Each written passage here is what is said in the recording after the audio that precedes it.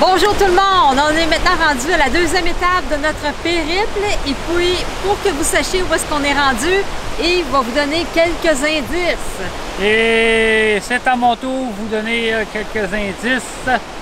Premièrement, on est au nord de Toronto, à 2 heures de route environ. On est dans un secteur où est-ce qu'on retrouve une plage immaculée de sable sablonneuse de 14 km avec un des lacs d'eau douce en plus, dans un secteur de la baie Georgienne. La baie Georgienne. Puis en plus, comme indice,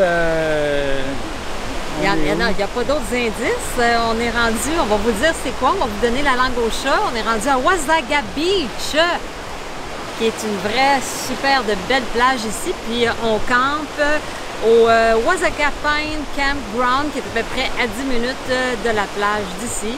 Et puis on va visiter le coin, puis on va vous faire part de nos belles photos qu'on va prendre cette semaine, de nos beaux vidéos.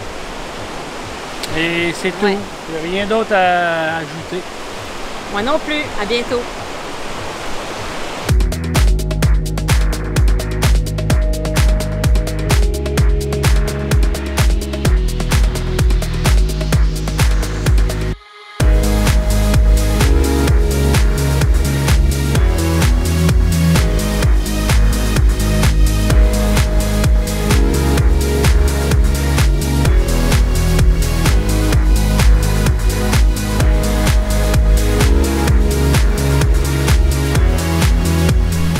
Bonjour tout le monde! Eh bien, on est déjà rendu à notre dernière journée dans la région de Wasaga Beach et on va vous raconter un peu qu'est-ce qu'on a fait cette semaine, qu'est-ce qu'on a vu, puis on va vous commenter les choses qu'on a vues, autrement dit. Premièrement, on a commencé notre première journée ici quand on est arrivé. Il ventait tellement fort, il y avait des grosses vagues dans le lac, il y avait tellement des grosses vagues qu'il y avait des gens qui faisaient du kitesurf.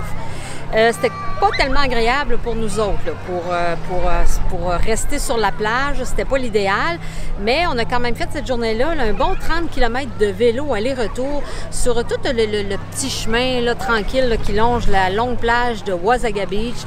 Il y a plusieurs endroits qui sont réservés au grand public avec des stationnements gratuits pendant la semaine ou pendant la fin de semaine pour 10 $ pour la journée, c'est pas cher.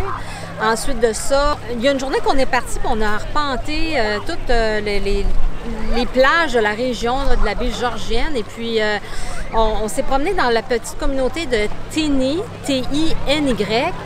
Ça avait l'air d'être tellement beau, mais il n'y avait pas aucun endroit où on pouvait s'arrêter pour se stationner. Ça prenait un permis de la ville. Fait qu'on n'a pas vu grand-chose de cet endroit-là, malheureusement, mais on a quand même arrêté, hein? On s'est retrouvé à Thunder Beach. C'est un endroit résidentiel aussi où on n'avait pas le droit de stationner. On s'est stationné dans une église, dans le stationnement d'une église. On a marché, on était sur la plage, puis on a découvert un petit bijou. Ah, que c'était beau, que c'était beau, que c'était beau. Anyway, on trouve que les gens qui vivent ici sur le bord du lac sont vraiment privilégiés parce que c'est une région magnifique. Ensuite de ça, bien sûr, qu'on a joué au golf et puis Yves, comme d'habitude, va vous parler du golf. Vas-y, Yves, c'est à ton tour. OK, au sujet du golf, c'est un petit terrain, ça s'appelle Horr Lake Country Golf Club. C'est ça. C'est dans les terres, c'est proche d'un lac, c'est un terrain facile, je trouve. C'est très valorisant et motivant de bien jouer ce terrain-là parce que je l'ai trouvé très cool et les greens parfaits pour avoir un résultat meilleur qu'auparavant. Oui, puis en plus de ça, qu'est-ce qu'on a fait? Une autre journée qu'on est parti pour arpenter la région, on est tombé sur un beau village qui s'appelle Penetanguishene, c'est dur à dire. Je pense que c'est un village d'origine amérindienne. On est tombé là-dessus par hasard dans une extension de la baie Georgienne. Il y avait plusieurs marinas dans ce coin-là. On a fait un beau pique-nique sur une plage, puis un beau parc provincial qui était là aussi. Tout était gratuit. On a passé une belle journée là. Ensuite de ça, hier, on est allé se promener dans la municipalité de Collingwood.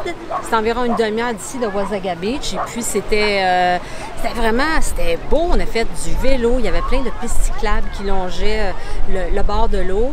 Mais stationnez-vous pas là parce que ça coûtait 10 $ de l'heure. Maximum 50 $ pour la journée, franchement. Alors là, on s'est trouvé, on a simplement été se stationner dans des petites rues dans la ville. C'était gratuit. On a débarqué nos vélos de là, puis on est parti en vélo, puis on a arpenté le coin. Là, puis c'est une belle place à aller voir là, pour passer la journée si ça vous intéresse. À part de ça, on aurait-tu d'autres choses à dire? Oui, moi je mentionnerais notre petite aventure là, qui est arrivée de ma part sur nos vélos assistés. La journée qu'on a fait de vélo assisté, il y a une journée où est-ce que j'ai dû embarquer les vélos sur le véhicule, puis j'ai oublié les batteries sur le bord du pare-choc arrière, puis on s'est retrouvé avec des batteries à terre. On avait fait au moins une dizaine de kilomètres. Il y en a une qui a tombé probablement à 3-4 km, puisqu'on les a toutes retrouvées, les deux batteries. Surtout la première qu'on a trouvée, on venait tout juste de faire une dizaine de kilomètres, puis elle venait tout juste de tomber. L'autre, on a fait le chemin de retour pour la retrouver sur un chemin chaotique, en plein milieu du chemin.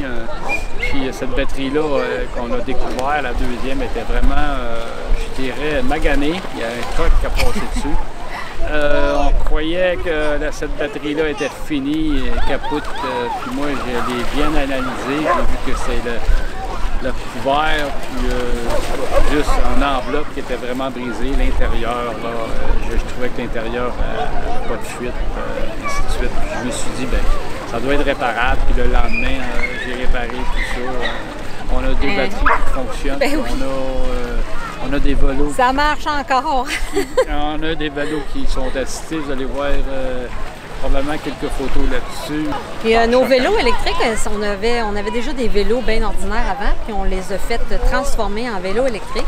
On va vous laisser le lien en dessous. C'est quelqu'un qui vit à Québec qui nous a fait ça pour la moitié prix d'un vélo électrique acheté au magasin. On vous laisse le lien si jamais ça vous intéresse. Puis il y a tout un service qui donne. Oui, on a eu du bon service avec lui.